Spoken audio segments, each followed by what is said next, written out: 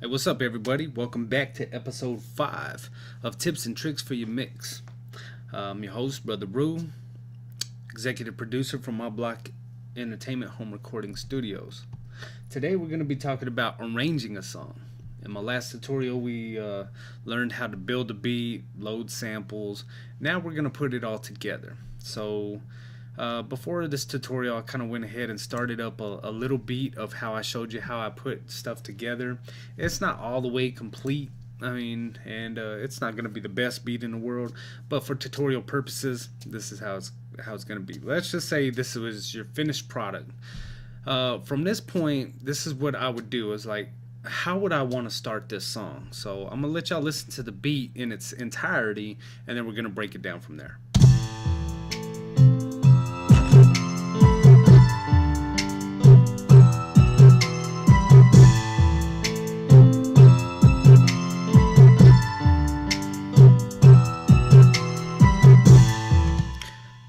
So, obviously I would probably want to put a lot more to that because, I really like making deep beats like that.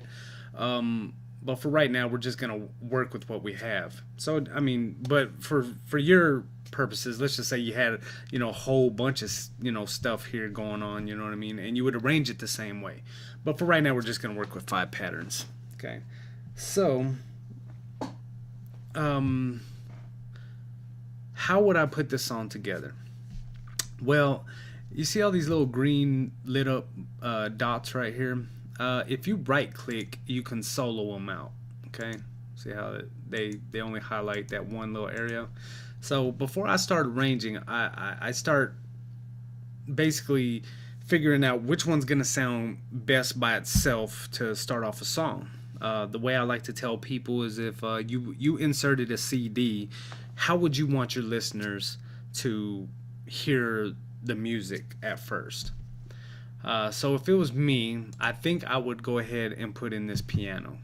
So this would be the very first thing that people would hear on this beat.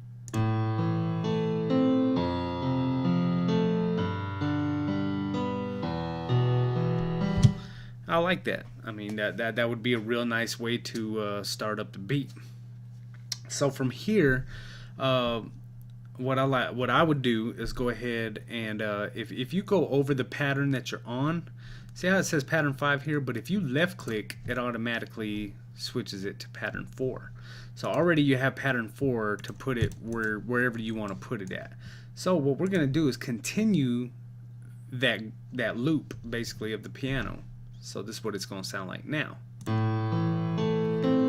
going to have that nice little piano melody behind it. And then it's going to go do it again. Okay. Now right here I have like a crash. I'm going to right click, solo it out. Okay. Now I think that would sound really good right here with this piano loop still going. So see how all that's highlighted. So once it gets to this point, it's going to add in that crash. So let's take a listen.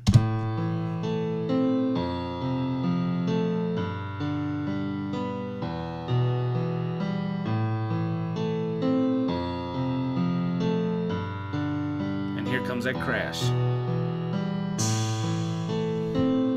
Put another one. And then, from right here, I think everybody's starting to get the idea of kind of like, how to put it together, we'll leave those in here. So okay, so now we're going to go.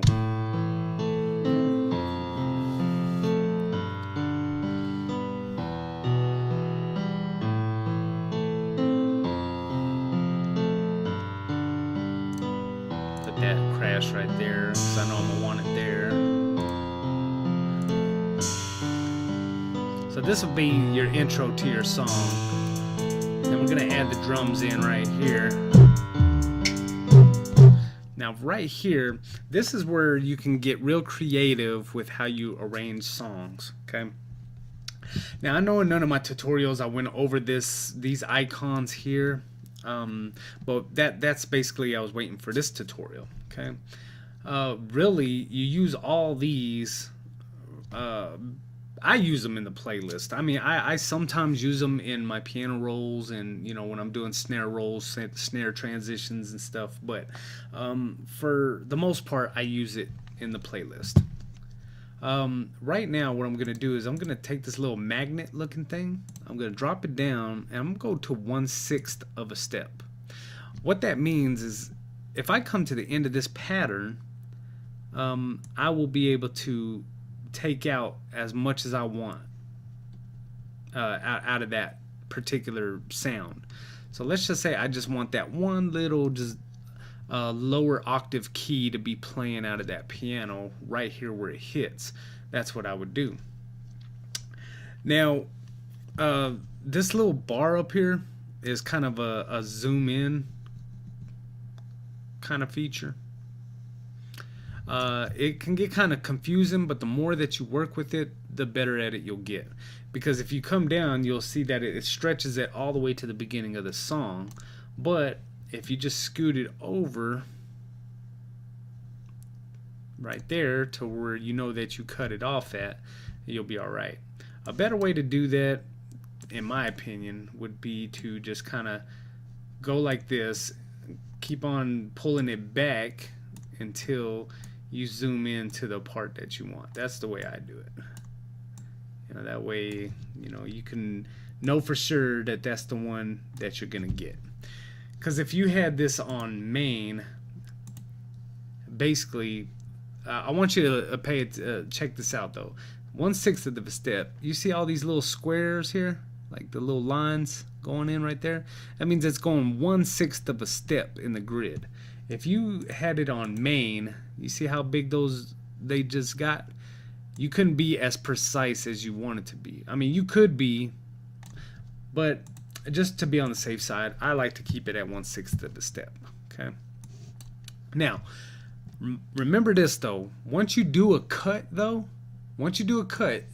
you always, after you're done, you always want to come back and put it on main, and you want the screen to come back to its full bar like this. And the reason being is because right after here you're going to want to put that piano in, and then you're also going to probably want to put this in. So let's go ahead and take a listen. This would be like your intro.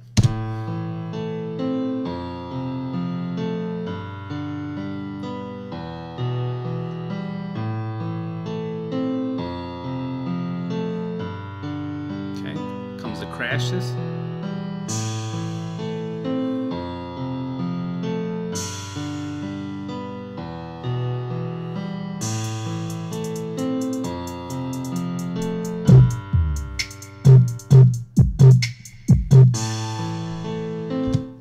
What happened? Anybody tell me? Of course, we forgot the kicks. So we got to put those in there. So now you don't necessarily have to keep on starting it from the very beginning. This little black area right here where it has all the 20, 19, 18, all these numbers here, you can start it right here. See how the finger's just pointing? You're basically telling FL Studio, hey, put the cursor right here. That's where I want to hear it at. So let's just hear it right when it starts getting, almost into the full effect of the song. You know what I mean? So here we go.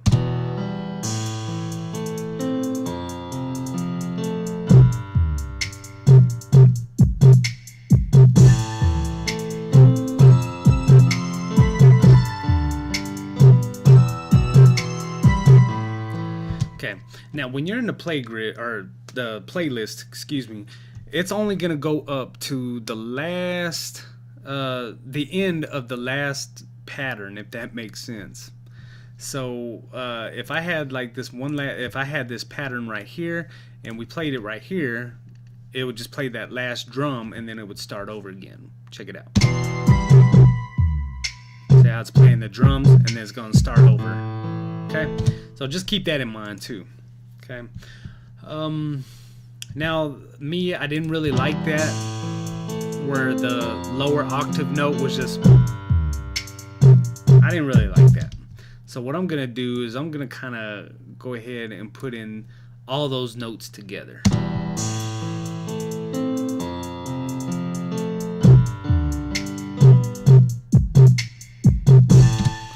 Okay, and then here I'm going to go ahead and add this in, but what I'm going to do is I'm going to come to the front of the pattern, okay, and then I'm going to take out all those notes.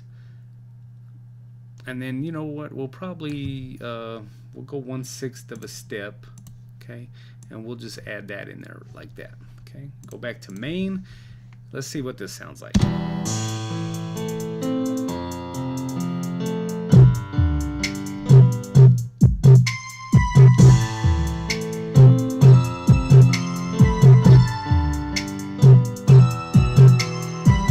So it sounds pretty good. And you know, I know for a fact, I just kind of slapped this beat together real quick for this tutorial, but I know for a fact that if I went to the actual plugin of my piano, I could actually get the release. And the release is basically how long the note is going to play after it's done playing, basically, like how long you're going to hear the note afterwards. So I'd probably set the release about right there, and that's going to make all the difference. Especially on this last note, and you'll see what I'm talking about.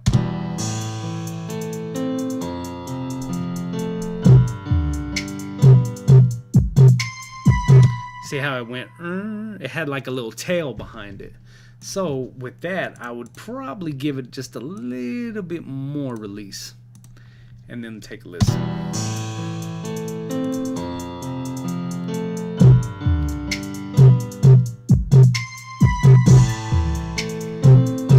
So that's how you would fix something like that, because before it was just cutting off real fast, and you know, I mean, it was kind of making the beat kind of not sound in its fullest. Let's put it like that.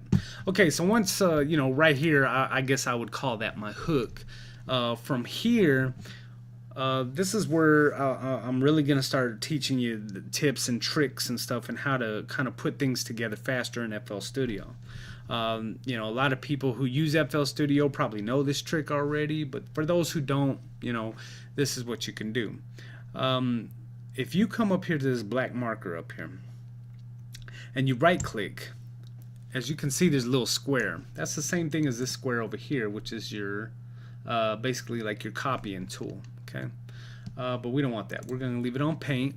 Okay, and then we're going to right click, and then we're going to drag until the end of this pattern here. So that whole section is highlighted now. Now what we're going to do is we're going to put on our keyboard, we're going to put Control C, and then we're going to put Control V as in victory.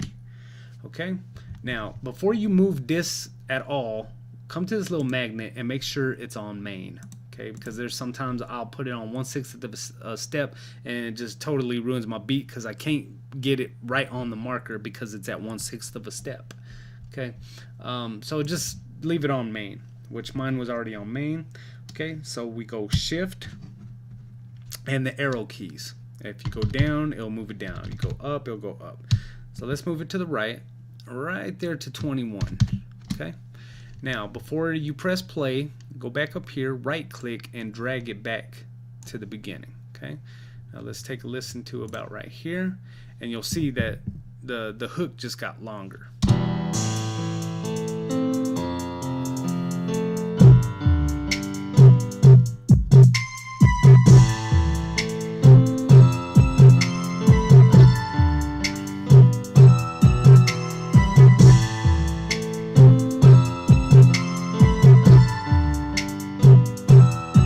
What I'm gonna do is I'm gonna go ahead and do that same thing. Oh, and also when you have this red, it's still red right there, just come anywhere out in your playlist and just left click, even if a pattern does show up, and then just right click, delete it out of there, so everything remains you know, black and gray or whatever.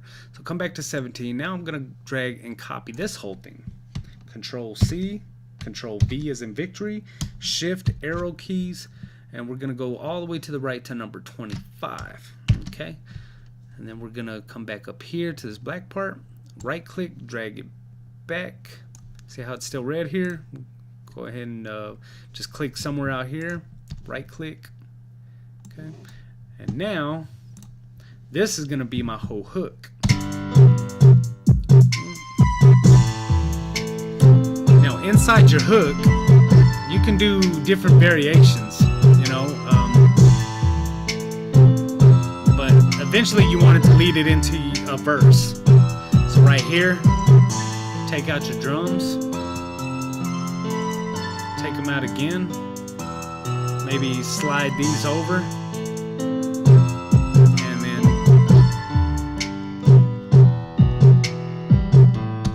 okay, basically I mean I did it kind of fast, but you guys get the picture. You know, I basically made a transition from it being a chorus or a hook, and I basically put it to where it's just going to be the verse itself. And usually the verse itself is just going to be like your drums and a bass or a main melody or something like that. And then obviously we're going to want to do that there.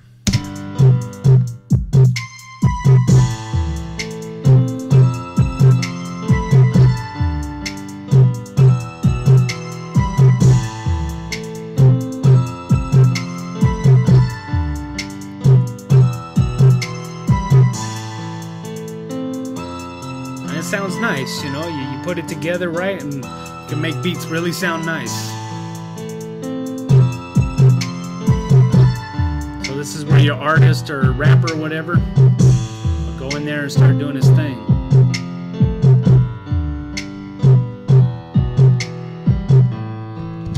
But like I said, it's only going to end at the last part of your pattern. So obviously you're going to want to make the song a lot bigger, and you know, like I said, me, I would want to put more patterns in there, kind of make it more dynamic and whatnot. But in a nutshell, that is how you arrange a song. And right now we're sitting at 1 minute and 5 seconds for a song. So, you know, the verse will probably get us. Oh, and that's another thing too. You see how there's a dark area, then a light area, dark area, light area.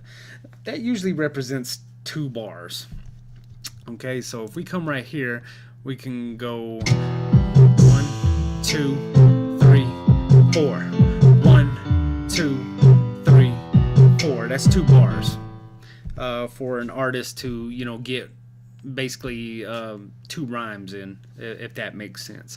Okay, so depending on how long you want to make the verse, let's say this would be 2 bars, 4 bars, 6 bars, 8 bars, 10 bars, 12, 14, and 16, and then your hook would start again somewhere at 65. So this whole area right here is where you would mix it down, or not mix it, but arrange it, and you know, get it to a point where, you know, the artist will be able to feel it. So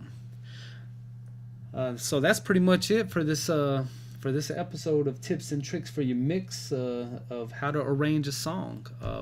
It's pretty simple. Just always remember to utilize your tools, and to always remember that when you click on any of these patterns, you know, that they'll come up, like that one, pattern 4, so on and so forth. Use your copy and paste tools like that. And just always be mindful of main and 1/6 of a step. If you can do that, pretty much arranging a song in FL Studio is quite simple. I mean, we don't want to make it hard, because when I very first started, I was really making it hard for myself, and it took me, you know, it didn't take me a long time, but now, I mean, I can arrange a beat in, you know, let's say 5 to 10 minutes, when it used to take me about 30 to 40 minutes, because I would sit here and I would do this and then click on this and put it here, and I mean, kind of like how I do now. But let me give you a little tip. Once you have this hook and the first verse done, you can come back to this part of the verse where it starts, right click, drag, and go through and do your verse 2, right? Okay, and then copy and paste it, and then move it all the way to the end of that verse, and then guess what? You have 2 hooks, 2 verses, and the only thing you need to do, well, it depends on how long you want to make the song, how many verses that you want, but that's a good trick right there. That's a good tip. And you know, I wasn't doing that at first, and you know, I had to learn that. So again, I just want to thank everybody that's been watching these tips and tricks for your mix videos. I enjoy making them. They're real fun to me to kind of share my experiences and how I go about you know, arranging a song or mixing a song or mastering a song. So again, thank y'all, and we'll see you again for another episode of tips, tricks for your mix.